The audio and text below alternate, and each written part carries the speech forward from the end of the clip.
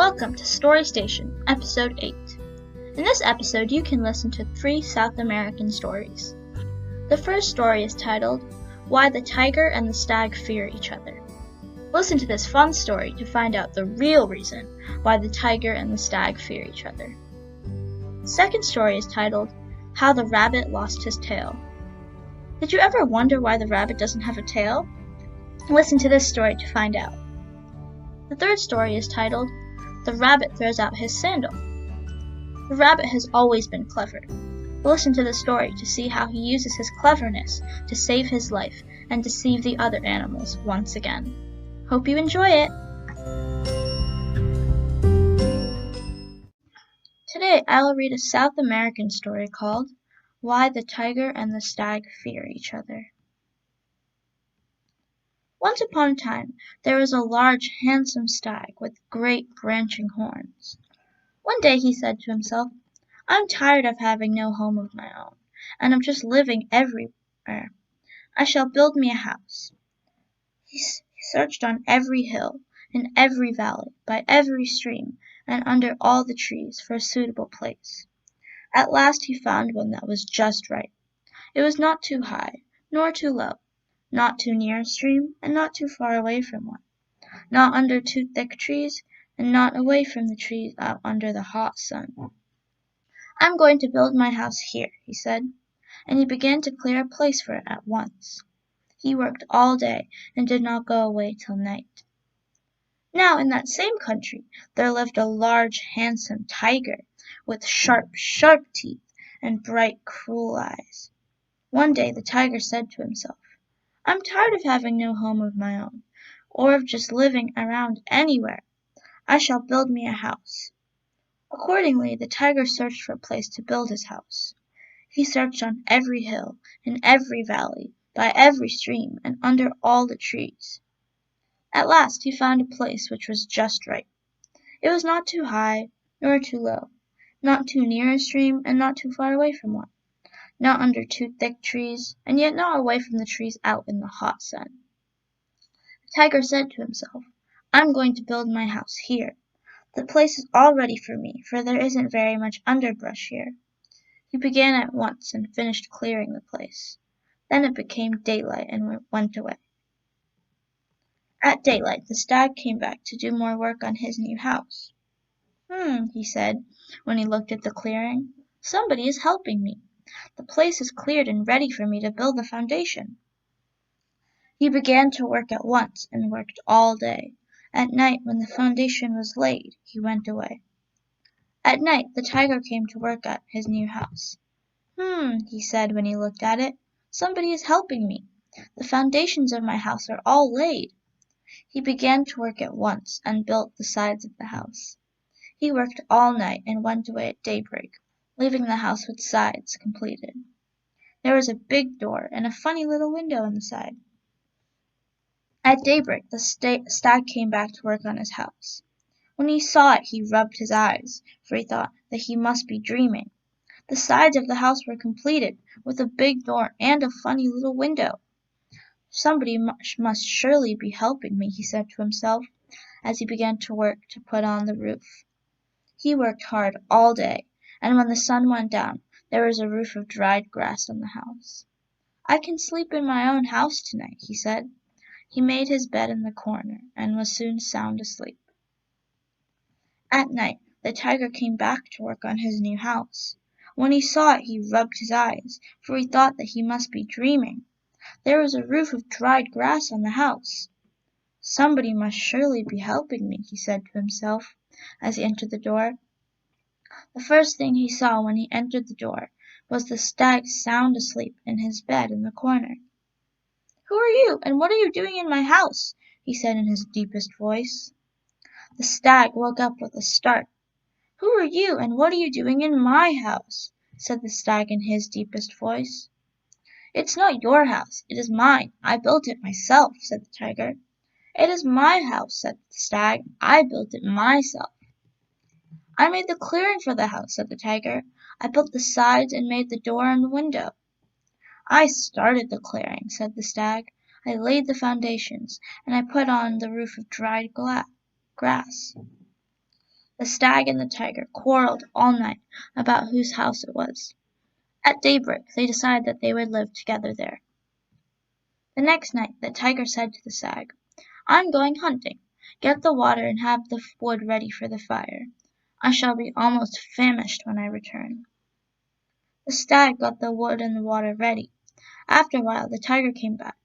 He brought home for dinner a great handsome stag. The stag had no appetite at all, and he didn't sleep a wink that night. The next day the stag said that he was going hunting. He told the tiger to have the wood and the water ready when he got back. The tiger got the wood and the water ready. By and by the stag came back bringing with him the body of a great tiger. "I am nearly famished," said the stag. "Let's have dinner right away." The tiger hadn't had any appetite at all, and he could not eat a mouthful. That night neither the tiger nor the stag could sleep a wink. The tiger was afraid that the stag would kill him if he shut his eyes for a minute, and the stag was afraid the tiger would kill him if he slept or even pretended to be asleep. Accordingly he kept wide awake too. Toward morning the stag got very cramped from keeping in one position so long. He moved his head slightly. In doing this his horns struck against the roof of the house. It made a terrible noise. The tiger thought that the stag was about to spring upon him and kill him. He made a leap for the door and ran out of it as fast as he could. He ran and ran until he was far, far away from the house with the roof of dried grass. The stag thought that the tiger was about to spring upon him and kill him too. He too made a leap for the door and ran until he was far, far away from the house with the roof of dried grass. The tiger and the stag are still running away from each other until this very day. The house with the roof of dried grass waited and waited there in the place which was neither too high nor too low, too near the river nor too far away, not under too thick trees nor out in the hot sun. It waited and waited until it got so tired it fell down in a heap. The end. I hope you liked this story. The next story begins in a moment. Today I will read a South American story called How the Rabbit Lost His Tail. Once upon a time, ages and ages ago, the rabbit had a long tail, but the cat had none. She looked with envious eyes at the one at which the rabbit had. It was exactly the sort of tail she longed to have. The rabbit was always a thoughtless, careless little beast. One day he went to sleep, with his beautiful long tail hanging straight out behind him. Along came Mistress Puss, carrying a sharp knife, and with one blow she cut off Mr. Rabbit's tail. Mistress Puss was very spry, and she had the tail nearly sewed onto her body before Mr. Rabbit saw what she was doing. "Don't you think it looks better on me than it did on you?" asked Mistress Puss. "It is surely very becoming to you," replied the generous, unselfish rabbit. "It was a little too long for me anyway, and I'll tell you what I'll do. I'll let you keep it if you will give me that sharp knife in exchange for it." The cat gave Mr. Rabbit the knife, and he started out in the deep forest with it. "I've lost my tail, but I've gained a knife," said he. "I'll get a new tail or something else just as good." Mr. Rabbit hopped along through the forest for a long time, and at last he came to a little old man who was busily engaged in making baskets. He was making baskets out of the rushes, and he was biting them off with his teeth. He looked up and spied Mr. Rabbit with the knife in his mouth. "Oh, please, Mr. Rabbit," said he, "will you not be so kind as to let me borrow that sharp knife you're carrying? It is very hard work to bite the rushes off with my teeth." Mr. Rabbit let him take the knife. He started to cut off the rushes with it, when snap went the knife. It broke into halves. "Oh dear, oh dear!" cried Mr. Rabbit. "What shall I do? What shall I do? You have broken my nice new knife." The little old man said he was very sorry and that he didn't mean to do it. Then Mr. Rabbit said, "A broken knife is of no use to me, but perhaps you can use it. even if it is broken. I'll tell you what I'll do. I'll let you keep the knife if you will give me one of your baskets in exchange for it." The little old man gave Mr. Rabbit a basket, and he started on through the deep forest with it. "I've lost my tail, but I gained a knife. I've lost my knife, but I've gained a basket," said he. "I'll get a new tail or something else just as good." Mr. Rabbit hopped along through the deep forest for a long time, until at last he came to a clearing. Here there was an old woman busily engaged in picking lettuce. When she had gathered it, she put it into her apron. She looked up and spied Mr. Rabbit hopping along with his basket. "Oh, please, Mr. Rabbit," said she, "will you not be so kind as to let me borrow that nice basket you're carrying?" Mr. Rabbit let her take the basket. She began to put her lettuce into it, when it fell out of the bottom of the basket. "Oh dear, oh dear!" cried Mr. Rabbit. "What shall I do? What shall I do? You've broken the bottom out of my nice new basket." The old woman said that she was very sorry, and that she did not mean to do it. Then said Mr. Rabbit, "I'll tell you what I'll do. I'll let you keep that broken basket if you will give me some of your lettuce." The old woman gave Mr. Rabbit some lettuce, and he hopped along with it, saying, "I lost my tail, but I gained a knife. I lost my knife, but I gained a basket. I lost my basket, but I gained some lettuce." The rabbit was getting very hungry, and how nice the lettuce smelled! He took a bite, and it was just the very best thing he had ever tasted in all his life. "I don't care if I did lose my tail," said he. "I've found something I like very much better." From that day to this, no rabbit has ever had a tail. Neither has there ever been a rabbit who cared because he had no tail. From that time to this, there has never been a rabbit who did not like lettuce to eat, and who was not perfectly happy and contented if there was plenty of it. The end. I hope you enjoyed this story. The next story begins in a moment. Today I will read a South American story called "The Rabbit Throws Out His Sandal." The rabbit was in the cave that was the abode of all the animals: the snake, the turkey vulture, the buzzard, the deer, the lion, the skunk, and the coyote. They began to get together there to discuss how they could kill the rabbit mayor.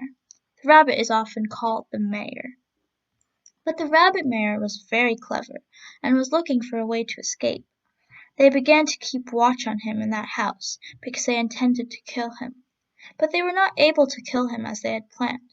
They wanted to smash him to pieces. "Make him come out so that he will die right now. Don't let him escape. That good-for-nothing mayor has deceived us too many times. Well, now he's surely going to be finished. We are going to finish him off.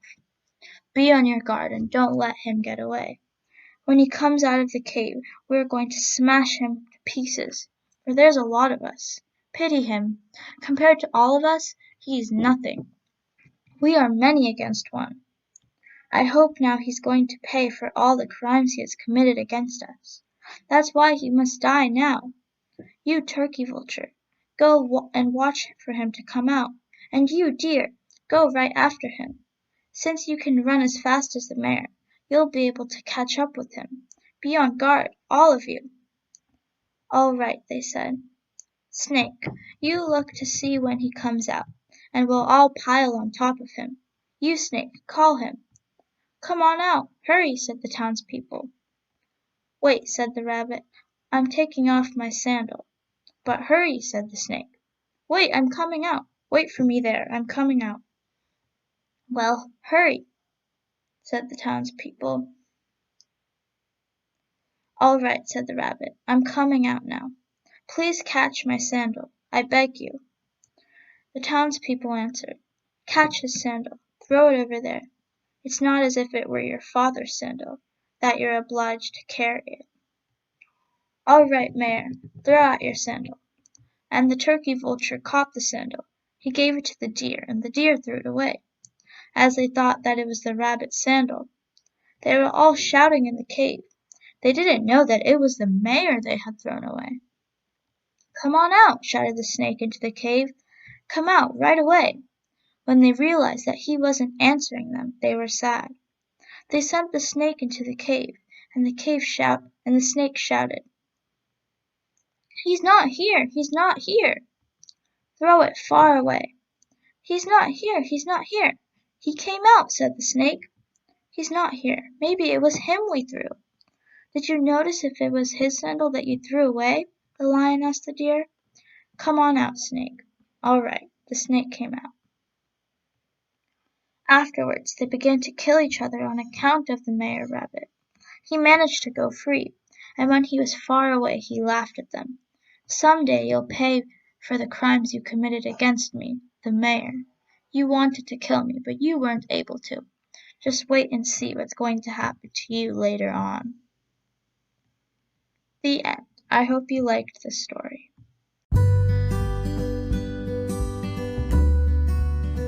Thank you for listening to Story Station. We are adding stories as frequently as possible, so check back often. We would love to hear your feedback and any questions you may have. Thank you.